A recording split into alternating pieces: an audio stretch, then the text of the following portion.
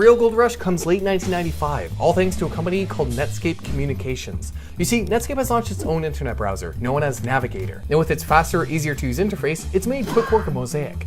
Anyway, even though Netscape is losing money to costs, the founders decided to cash in on the browser's success through an initial public offering. Now, normally investors are looking for companies with solid profits to invest in, but Netscape is different. Everyone and their dog uses Navigator, and with internet adoption accelerating, you'd have to be a dummy to pass up on the opportunity. So the stock goes public, and on its first day of trading, its price doubles, with investor demand pushing the company's market capitalization to $2.7 billion in a matter of minutes, something that took General Dynamics 43 years. It's a huge success, with Netscape reaching rockstar levels of fame, inspiring a wave of entrepreneurs and exciting investors. And with the proverbial gates of Valhalla now open, we entered the internet age, as people flock to achieve their own online glory. Before you know it, auction sites, web portals, internet radio, and even a food delivery service are coming online, with new companies revolutionizing life as we know it and experiencing huge sales growth right out the gate. Not to mention investors are tossing money at every IPO they can. Now, sure, companies are spending out their Yahoo for this growth, so after costs, their profits are pretty, well, non-existent. But hey, this is the internet we're talking about, the biggest thing since sliced bread. If you want to make it big, you've got to be spending to grow your business. And besides, with the banking industry convincing investors that losses now just mean larger profits down the road, there's plenty of money keeping the dream alive. So dot-coms continue to splurge, spending investor funds on advertising, acquisitions, fancy offices, fat paychecks, and all expenses paid vacations and parties for employees.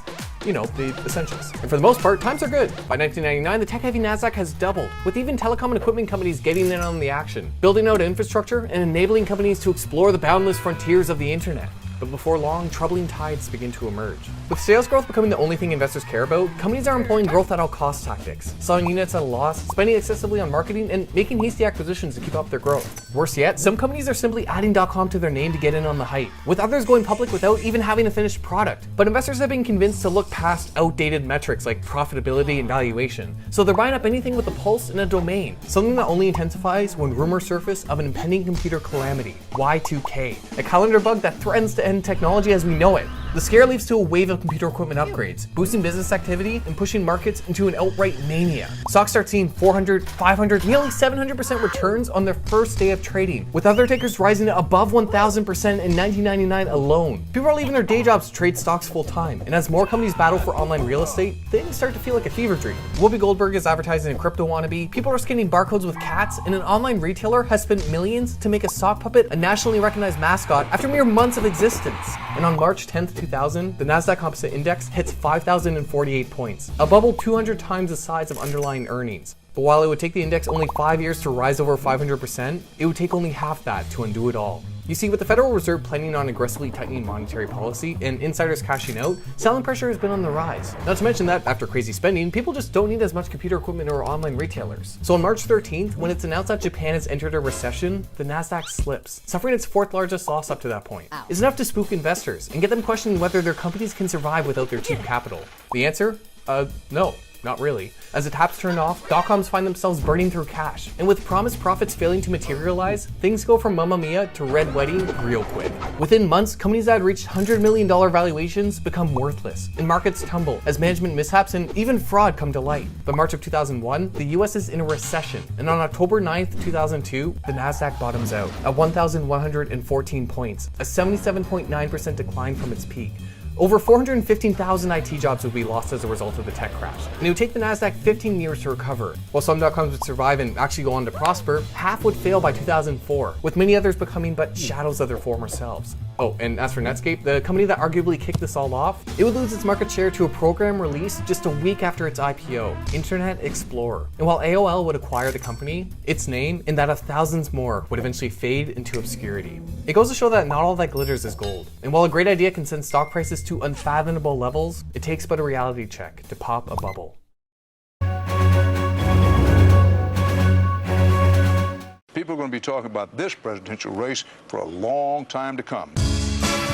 It was the election night to end all election nights. George W. Bush and Al Gore were inseparable in the polls as they fought to forge the nation's path in a new century.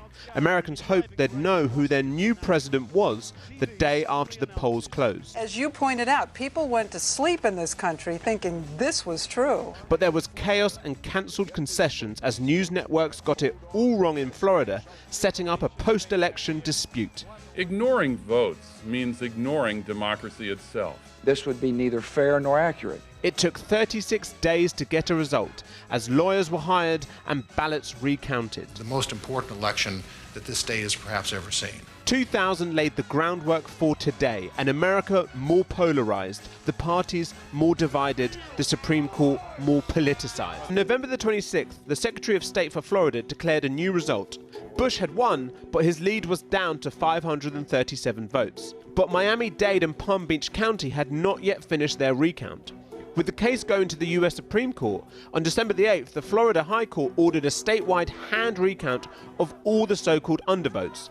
But the Supreme Court stopped that recount, and on December the 12th, they ruled the hand recount violated the Equal Protection Clause.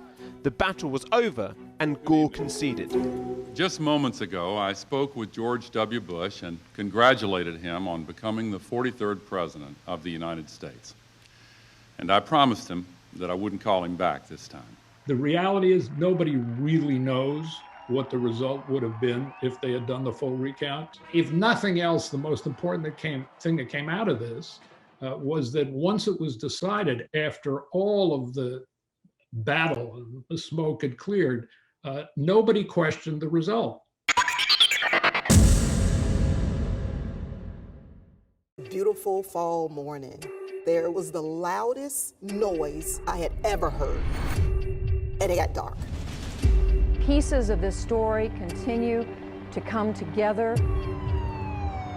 I've never seen anything like this. I whispered into the president's ear, America is under attack. I am convinced military action will not prevent acts of terrorism. Oh, we know where they're shooting from! Keep moving! Keep moving! There's before 9/11 and there's after 9/11. In the 1990s, we were fixated on the New World Order that would spread democracy throughout the world. 9/11 brought war home. It made America afraid. The NSA said, take as much data as we can. This was the electronic version of an unauthorized government raid on your house. The United States had to punish those responsible for these attacks. There was no higher mission than finding Osama bin Laden. The perpetrators of terrorism only understand the use of force. They knew all along these major problems that were going to prevent us from winning. No one even really mentions 9/11 anymore. And that, to me, that's the whole reason that I'm over here. Any power without constraint always leads to abuse. September 11th changed the world. Let's think through our actions today so that this does not spiral out of control.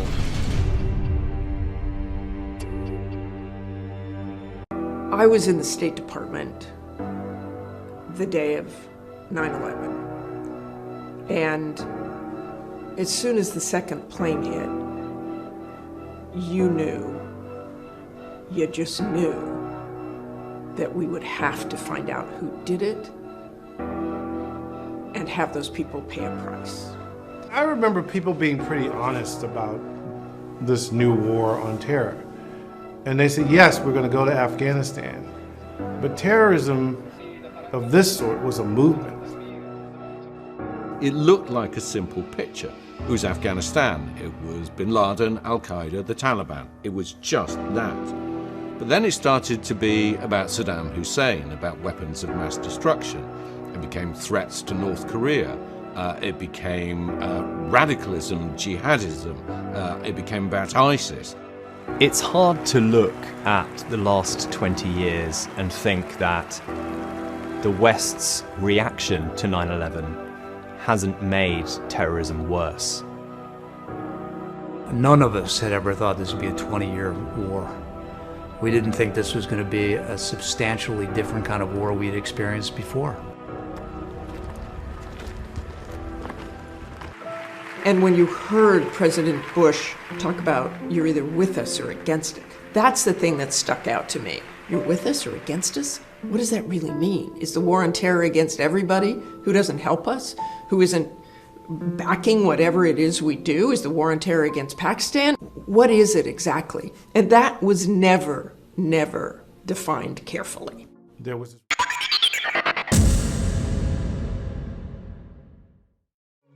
The attacks on September 11, 2001 on New York changed the world in just about every manner. The political landscape shifted dramatically, and popular culture was likewise irreversibly altered. The Twin Towers had been an iconic part of the New York skyline for almost 30 years, and there was no way that the arts would remain unaffected by this. There's obviously been movies that directly deal with the attacks themselves, but the impact the tragedy had on cinema itself went deeper, as after 9/11, the entire industry was permanently reshaped. So let's have a chat. I'm Jules for WhatCulture.com, and this is how 9/11 completely changed movies.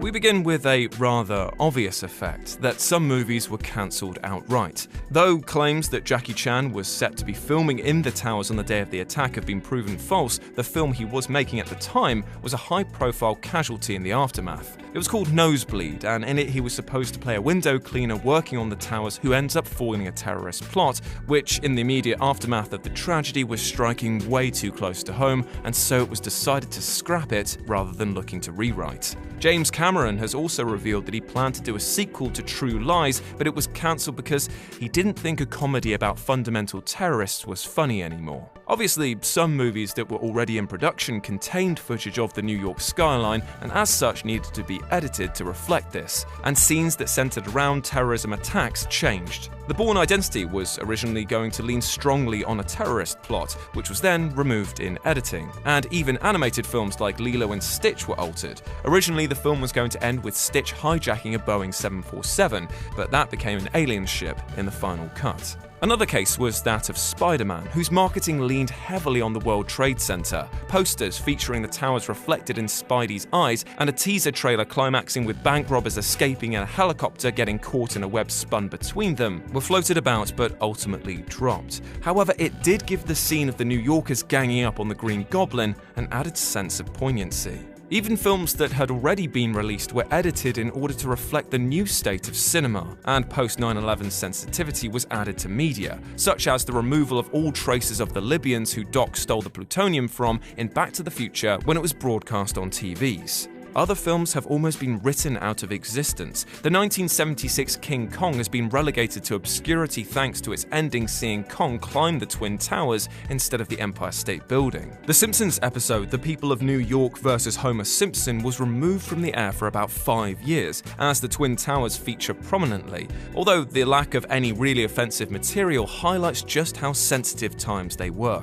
As you might expect after a tragedy of this size, a general malaise swept the media. However, in a sort of reactive movement, Hollywood greenlit and produced more and more light-hearted and fantasy productions as a form of pure escapism. The 90s had been dominated by massive, world-threatening action, but now it all felt a little too close to home. There was now no escapism in the likes of Independence Day's destruction of the world's monuments. Instead, the likes of The Lord of the Rings, Harry Potter, and Pirates of the Caribbean became big franchises, offering something different to what was on the news. The big releases in 2002 to 2003 are pretty much across the board this sort of family-friendly fare. Controversy would arise every now and again, but for a while the industry went in a very inoffensive direction. However, that's not to say that the event wasn't used in manipulative ways, and I do want to state I don't mean manipulative in a negative fashion, merely that new imagery created by the tragedy began to ripple through cinema as the world came to terms with things. By 2005, it was clear that thoughts were beginning to change, and more shots seemed to present themselves as echoes of the event. Steven Spielberg's The War of the Worlds came out in 2005, and one could argue that visually the film leaned heavily on footage of that day. People walking around dazed past downed planes and destroyed buildings, families cowering as explosions ring out, and, most strikingly, victims coated in dust. The film is not only entering the same territory, but actually invoking the tragedy. Cloverfield took a similar approach, essentially a 9/11 monster movie. Everything about it is built on how the tragedy unfolded. The monster is unexpected and unexplained, throwing the people of New York into terror without them understanding why. Shot from a camcorder, it feels incredibly modern. The shot of the citizens quietly pausing to snap photos of the Statue of Liberty's severed head seems a little silly, but it's pretty on the money. Yet, as you might expect, once the world began to stop reeling from the shock, it began getting angry at the hurt that was caused. And as such, the Middle East became a key setting and terrorists became the go-to bad guys. Films like The Kingdom or The Hurt Locker explored conventional stories in a Middle Eastern setting, but others were seemingly set there for a timely link. Look at Body of Lies, which takes the usual conspiracy story and ports it to Jordan because of relevance. Iron Man, a character who was initially conceived to reflect the political situation of the Cold War, found his origin story transplanted to Afghanistan with an Al-Qaeda-esque terrorist group holding him hostage. In general, terrorists inevitably became the go-to bad guys of choice, just as the Russians had been in the wake of the Cold War, as it allowed the frustrations of a public in mourning to be vented in acts of retribution. So now we end with something a little more subtle, something that would inevitably happen within cinema but was kick-started by the events. And that was the approach of realism to the proceedings. In the 90s, we had gone a bit mad with garish visuals and ideas becoming the norm. While the 2000s had their fair share of weird, it was a realistic undertone that underpinned them all. By that, I mean, look at films like Casino Royale, which showcased a villain that wanted to fund terrorism, or The Dark Knight, that explored destruction of the social norm. I'll show you. When the chips are down, these civilized people, they'll eat each other. These films carried more weight because they grounded themselves in a very real issue despite being over the top in other areas. It echoed a thought that we didn't need to look to the stars or for crazy threats to invoke powerful messages and fears in our films, because unfortunately, thanks to 9/11, there were very real threats and tragedies that still dominated the collective conscience. Raftery also suspects that 9/11 played a role in shaping public consciousness. People didn't want to see gritty doses of reality anymore. As Steven Soderbergh tells him, "I think 9/11, in a very subconscious way, changed the reasons people go to the movies. It's an event the country still hasn't processed or healed from, and without anyone saying it out loud, this sense of, well, you go to the movies to escape, but after 9/11, that feeling really took hold." Miramax was also kind of turning its attention away from weirdo indies to bigger budget productions. The company was purchased by Disney in 1993, which made it bloat into an industry powerhouse not unlike the Hollywood majors it had originally positioned itself against. It started investing in audience pleasers like Scary Movie, Scream, and Chocolat, prioritizing movies that would guarantee big bucks. The fervor of 1999 had come to a close, and while there have been many wonderful movies made in the new millennium, it's becoming increasingly difficult to recreate that indie spirit. As Raftery concludes, the film industry has long been prone to seismic ruptures, whether it was the arrival of the talkies or the decline of once reliable westerns and musicals, yet it's always managed to evolve, push into the future by daring execs, risk-rewarding audiences, and the occasional filmmaking raging bull or two. Yet many of the changes Hollywood has seen in the early 21st century, from studio mega mergers to run-amok budgets to big brand mania, feel downright epical, perhaps even insurmountable. Well, the 2000s were the decade that pushed society into the modern age. An age where terrorism, financial fears, and the negative effects of social media became a regular conversation. And when times are tough or scary, people often turn to some form of escapism, usually in the form of movies. And what better genre of movie to help everyone get their minds off of all the scary things going on than comedy? Before the turn of the millennium, we were already hearing a ton about Y2K, which was basically predicting the fall of anything computer related because computers wouldn't be able to handle the millennium date change. Fortunately, this didn't happen, but later on in October 2000, we were smack dab in the middle of a stock market downturn known as the dot-com bubble burst. The dot-com bubble started in the late 1990s and imploded in October of 2000. This resulted in many online companies going bust, with lots of investors losing huge sums of money. And if that wasn't bad enough, on September 11th, 2001, the world witnessed one of the most horrific acts of terror we've ever seen. An act that made an entire nation feel unsafe. This wasn't another attack in some far out country that we just heard about on the news and the general public didn't make much of, which is problematic in its own right, but no, this was an attack that was close to home. And I'm not even from the US. I'm Canadian and I was 8 years old when 9/11 happened, and even I still remember that day very vividly. A few years later, in 2003, the US would declare war against Iraq. Then in 2004, there was the Boxing Day tsunami in Indonesia, which resulted in about 230,000 casualties. Then in 2005, there was Hurricane Katrina, and all of this happened before we even got to the 2008 global financial downturn. Hopefully I painted the picture well enough, but the 2000s were pretty shitty, and people really needed an escape, and comedies were great for that. The 2000s were also an interesting time because they were the decade where social media exploded with the likes of MySpace, Facebook, and YouTube. The irony of social media in this situation is that it had a big part to play in why comedy was so popular during the 2000s, but it also had a part to play in its downfall in later years. But we'll talk about that in a later section. Social media took the term word of mouth to a whole new level. Memes, parodies, and references to movies could spread like wildfire because of the viral nature that sometimes comes with social media. We still see this today. Think of how big a part social media had to play in the success of both Barbie and Oppenheimer. I don't think these films would have been as big as they were if it weren't for social media and the entire Barbenheimer trend/meme.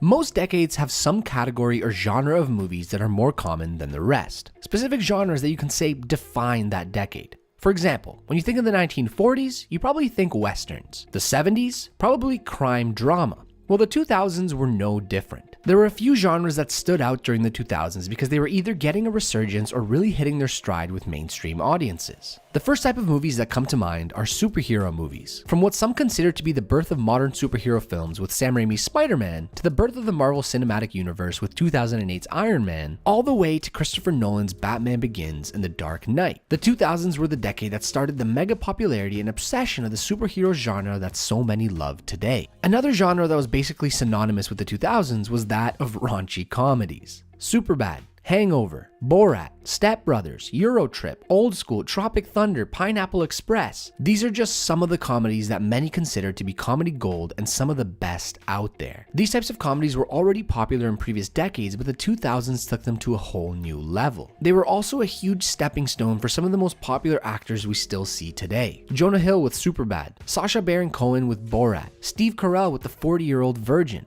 These are just some examples of actors that really exploded during the 2000s. And although raunchy, these comedies are usually very sweet and heartwarming at the same time.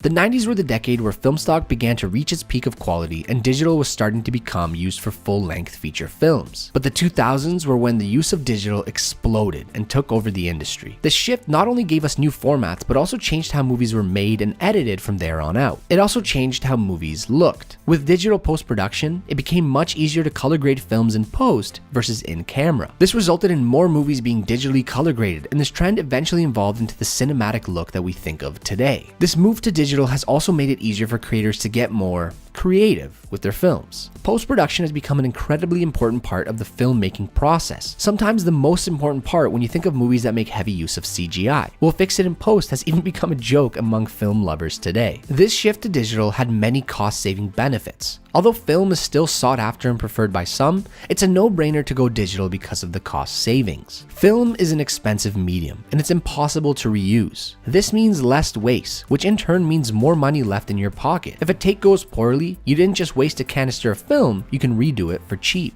Editing with film is also more time consuming and costly. All of these time savings help studios stay under budget and stick to their schedules. These time and cost savings have also resulted in the rise of the indie film industry. This rise of indie films continued well into the 2010s, and we can thank the 2000s and the rise of digital for that.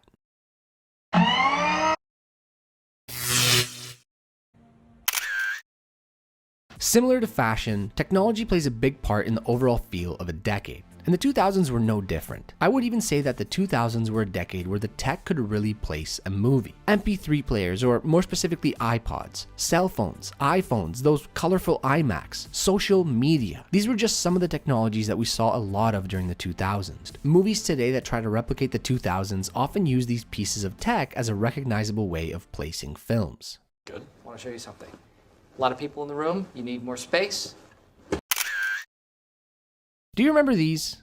When I was a kid, I often wondered why the heck someone would want to put black bars on the top and bottom of my screen. It seemed like a waste of space. Why were all of the TV shows I was watching making full use of my 27-inch tube TV, but most movies were showing letterboxes? It's because they were shot in a wide format. Wide formats and HD wasn't anything new in the 2000s. In fact, the first widescreen film dates all the way back to 1953 with The Robe, and movies shot on film can be converted to HD digital versions. But what was new during this decade was HDTVs coming to our homes and mostly matching the widescreen formats we were seeing before. In the 2000s, we saw a boom in HDTV. Our home theaters were rising in quality. In the early 2000s, DVDs were still extremely popular with their higher quality when compared to VHS, but now we saw Blu-ray and HD DVD, if you remember those. This was on another level. We could watch movies the way they were intended to be watched from the comfort of our own home. And of course, how could we not mention music when we talk about 2000s movies? The 2000s saw the rise of pirated music, and because of this, it allowed people to really experiment with their music tastes on the cheap. Now, I would never do such a thing, of course, but a friend of mine was into all sorts of genres of music. But the two genres that stood out the most during this decade were rap and punk rock. And the awesome part was that even though people had their preferences of genre, most still liked and listened to a variety of genres because of how easy it was to get music. If you grew up in the 2000s, tell me you didn't listen to Holiday by Green Day and In the Club by 50 Cent, and I'll tell you you're lying. Warning about a teen phenomenon. It's short for emotional. The emo scene is sweeping the country. A dramatic rise in extreme violence against homosexuals and emos. Your News Channel 3's Bob Matthews investigates whether this kind of music can be dangerous for your teenager.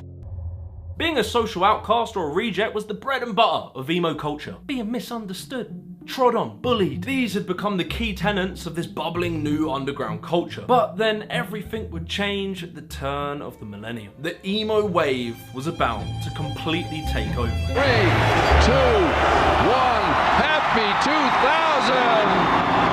Jimmy Eat World, Brand New, Saves the Day would become these very successful emo bands in the early 2000s, laying down the foundations for who were to become the holy trinity of emo. Fall Out Boy being the father, Panic at the Disco being the son, and My Chemical Romance being the Holy Spirit. This trifecta of emoism dominated mainstream culture during the mid-2000s.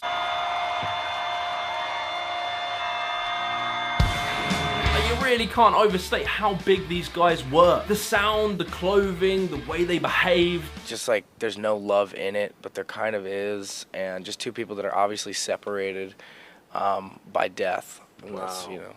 On the 1st of August 2003, a website by the name of MySpace was launched. The internet's most popular site, MySpace. If you were on the internet in 2003, you were already a social outcast. Some kids think they're safe enough. I really don't chat with people except for like friends I know on like AIM. So MySpace was the perfect breeding ground to indoctrinate people into emoism. The thing about MySpace, which is very different to modern social media, is just how customizable it was. Like, you could change the background, the font, the music that played when you went onto your page. This was a dangerous weapon for the emos. I'm talking all black background, horror themed fonts, emotional paragraphs of self-expression from young teens, and the invention of a little known thing called the selfie. You know, gorgeous Instagram models of today have emos to thank for the selfie. All of this, plus the fact that you could choose the music that played on your page, allowed a sound, a look, and an attitude to be presented to the world as emo.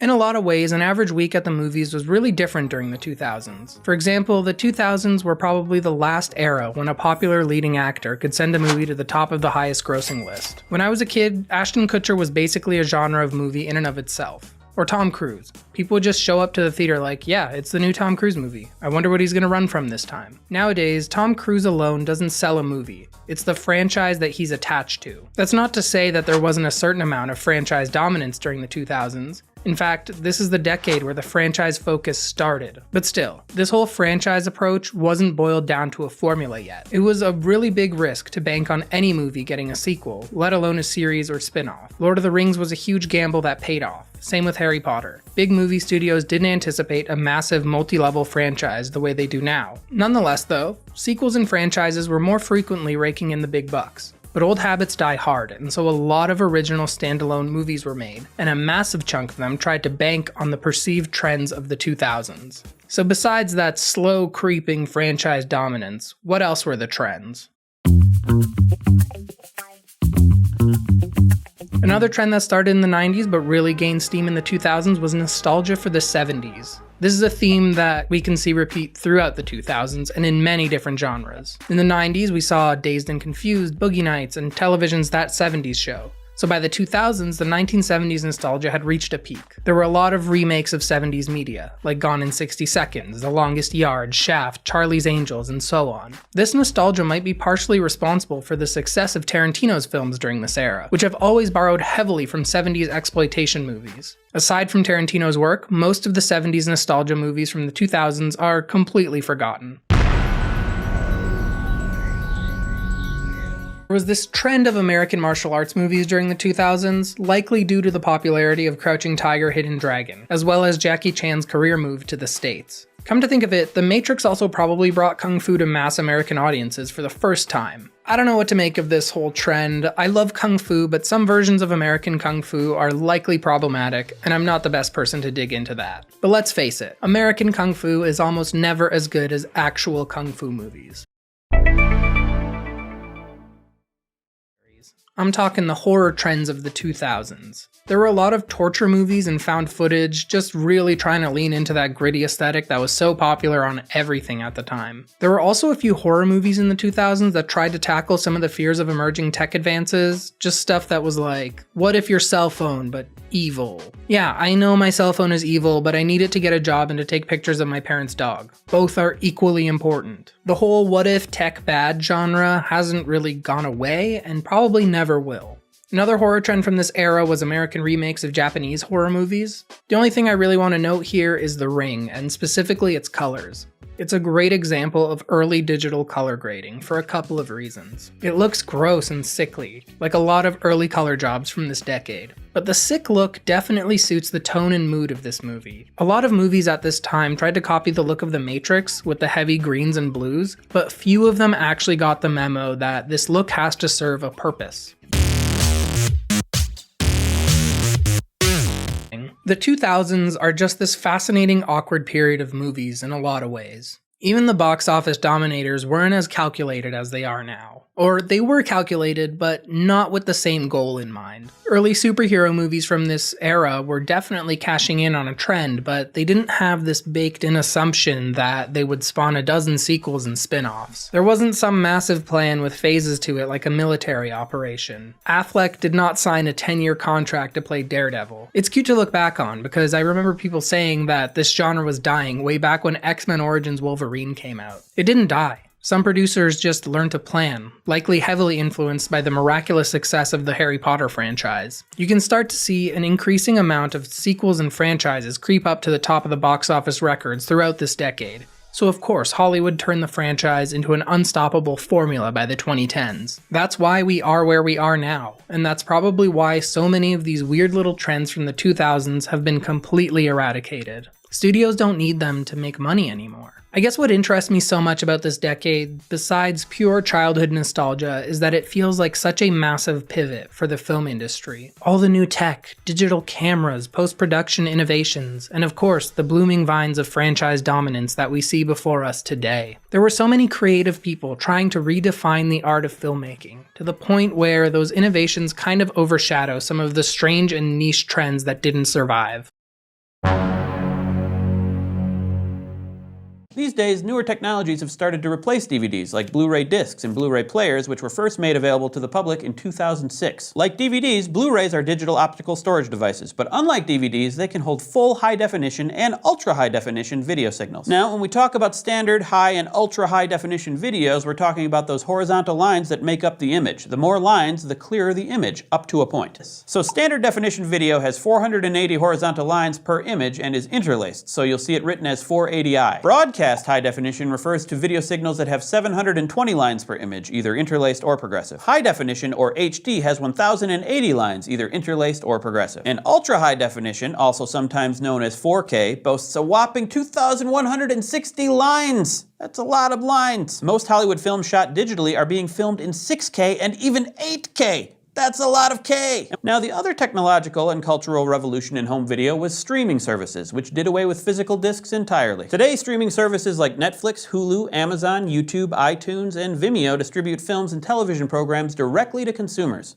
YouTube, never heard of it. They're even making their own original content. Netflix and Amazon produced and distributed TV series and films that have won the highest awards at the Emmys, Golden Globes, and Oscars. These services also provide non-traditional and independent filmmakers with a more level playing field when it comes to distributing their unique visions. There are some drawbacks to streaming distribution, though. You need a robust, consistent internet connection to watch anything. Not to mention, the content you're looking for may not always be available unless you've purchased and downloaded it, and even then you still don't have a physical copy to keep on your bookshelves or sell later on Craigslist and make some money. That said, there have never been so many ways for films to find an audience. You just have to look beyond the multiplex.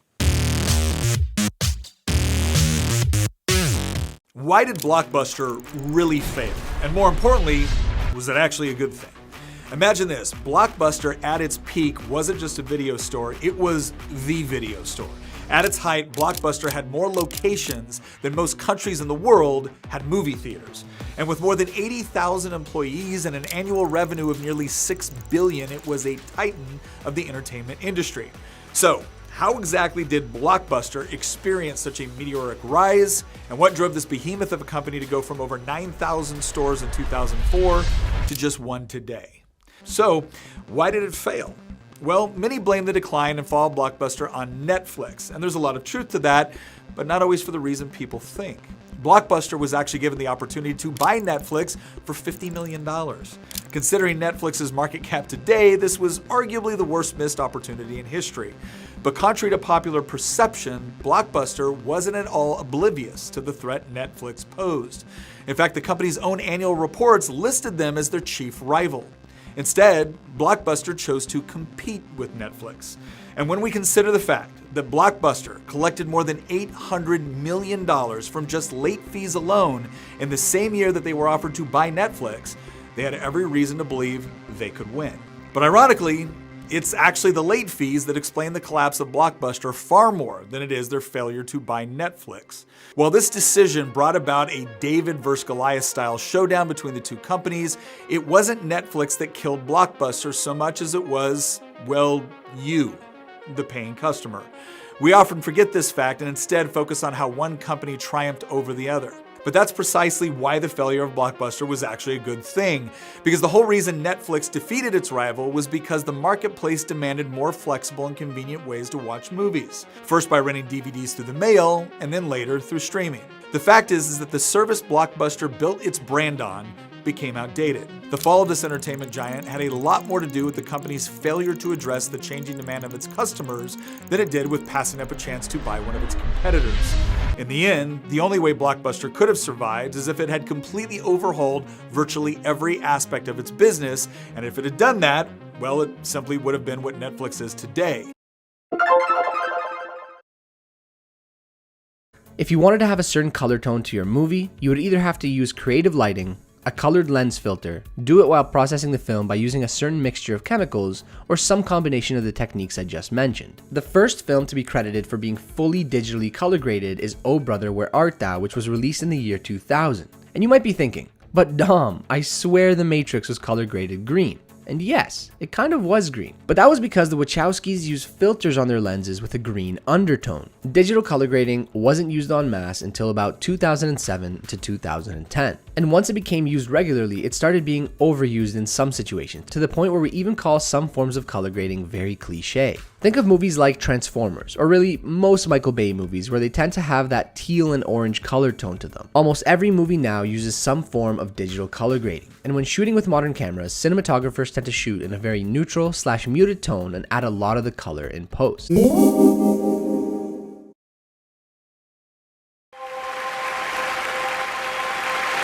And the Oscar goes to Julia Roberts. I'm so happy, thank you! So winning the Oscar for Best Actress really elevated Julia Roberts to the ultimate Hollywood pinnacle. But it also lifted Erin Brockovich from a kind of obscurity to a level of fame she might never have imagined. Erin's first television appearance ever. In fact, throughout pop culture, Erin Brockovich even became a verb. Hey, we can Erin Brockovich the out of this case. So I had to pull in Erin Brockovich. I'm Erin Brockovich. Oh, I'm so proud of you. I think that Erin has become a metaphor for a person who's not going to take no for an answer. Why don't you file a class action suit? Oh, yeah, like Aaron Brockovich. Being relentless, determination. I'm mad as hell. You can't be bought off or sidelined. Make the difference. Uphold our values. We're still talking about this, and that movie came out 21 years ago. It was almost before its time. Because it was about environmental pollution that we are in the throes of today.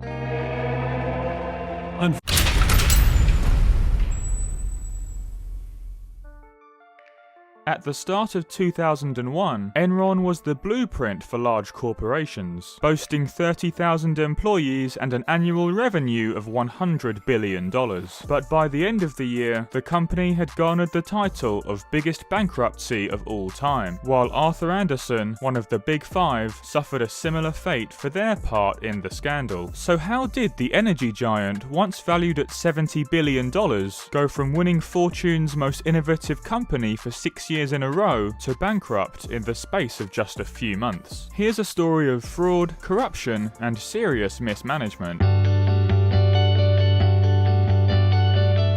As our culture collectively revisits the misogynistic treatment of the Britneys, Parises, and Megans of the 2000s, we have to ask, why was this era so deeply toxic for women? A key answer to this question is a thing called post-feminism. This outlook puts forward the idea that we live in a post-feminist society, i.e., one in which misogyny and sexism are over, and therefore feminism is no longer necessary. You suffered so much growing up in middle-class Paris. I mean, the agony in the trenches of the Sorbonne in the post-feminist era. Many female-led stories in the early 2000s seemed to celebrate that feminism had delivered women all the freedom and options they could ask for, but also to suggest that all those choices weren't actually making women happier.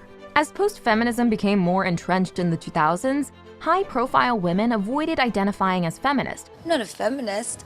I hail men. I love men. While tabloid culture and gossip blogs cultivated an environment of aggressive, accepted misogyny that, in hindsight, is pretty shocking.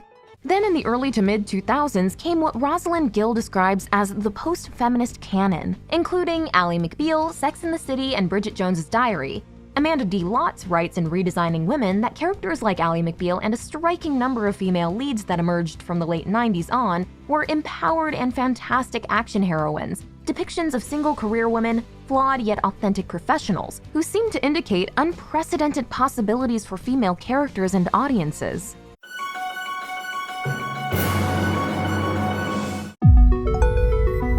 Anxiety is an alarm. It's saying something is wrong. To our brains and bodies, we're not ever taking a break. We're basically working all the time. When I'm having an anxiety attack, the first thing I do is I feel hot and pressure. The first time I took Xanax, I said, oh, I understand why people get addicted to this. I could think clearly. It made me feel like a better version of myself. A pill is a really simple solution that we have created this whole infrastructure to promote. We live in this age of overprescribing and oversupply, which means you're more likely to try it and more likely to get addicted to it. Knowing what I know now, I would never have taken that first prescription. There's this huge Xanax crisis. Now we're seeing younger and younger age groups not only being prescribed benzodiazepines, but being kept on them. Xanax works more quickly than most other benzodiazepines and wears off more quickly.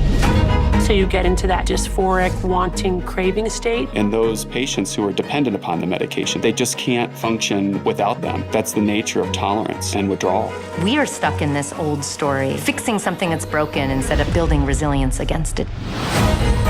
What's going to get you on the other side of the anxiety is to actually go through it.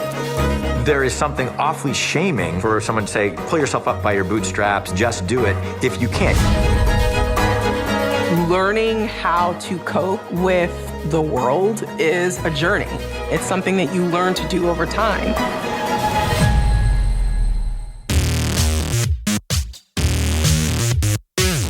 Generation Y, Millennials. Millennials were the first generation to grow up with the internet, mobile technology, and social media. They are commonly described as the first global generation, being connected to the entire world. However, they are also described as the unluckiest generation, due to their average and slower economic growth since entering the workforce than any other generation in history, as well as them being weighed down by student debt and child care costs. Millennials were born at the time of declining fertility rates around the world, and are having fewer children than their predecessors. Young people of the 2010s were often criticized for having less sexual intercourse compared to their predecessors when they were the same age. In 2010, the unemployment rate in the United States reached a record low at 19%, and these economic difficulties have led to a dramatic increase in youth poverty, unemployment, and a large number of them living with their parents. Millennials are also less likely to be religious than their predecessors, though many identify as spiritual. Millennials experienced 9/11, which changed American culture and began the war on terrorism. That's not to say it's all bad for them, however, as they are often characterized for their digital fluency, diverse perspectives, and a strong sense of social consciousness, due to them being born in a time period where global news and information can be retrieved in seconds. Millennials are very active socially and politically, and not afraid to use their voice. And despite the previously mentioned economic troubles they face, more than 8 in 10 feel confident in their finances, which is representative of their generally positive outlook in a more complicated world. Banks have conditioned us to trust them. What have we got from that? 25% interest rates on credit cards. They have screwed us on student loans that we can never get out from under.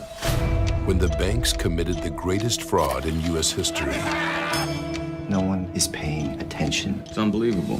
4 outsiders risked it all to take them down. We're going to make the big banks hurt. How can the banks let this happen? It's fueled by stupidity. But that's not stupidity, that's fraud. Tell me the difference between stupid and illegal, and I'll have my wife's brother arrested. Banks got greedy, and we can profit off of their stupidity. Do you have any idea what you're up against? We have to act now. So Mike Barry, who doesn't wear shoes, knows more than the federal government. Dr. Mike Barry, yes, he does. I worry about you. I'm fine. No, my cab. What do you mean? My cab, schmuck.